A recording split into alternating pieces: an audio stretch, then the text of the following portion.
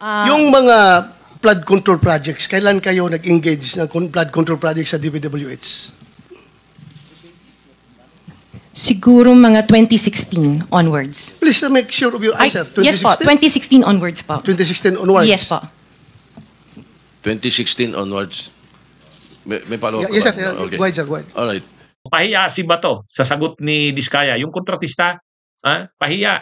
Kasi tinanong ni Bato, kailan ka ba nagsimula na mag-engage ng mga flood control project sa DPWH? No, kasi sabi ni Diskaya, nagsimula silang yumaman ay maging successful daw sa ano naman nila, mga yung biglang yaman nila. Saan daw nagsimula? Sabi nila nagsimula yun nang nag-ano sila sa DPWH. O kaya ang tanong ni Bato, kailan ba kayo nag-engage sa DPWH yung mga flood control projects? Alam niyo kung anong sagot ni Diskaya? 2016 po onwards. Wala daw 2016. Eh ang problema ang 2016, Duterte. Duterte. Kaya inulit ni Bato, paki-sure ng sagot mo. Kailangan definite yung sagot mo. Ay sabi niya, opo, 2016.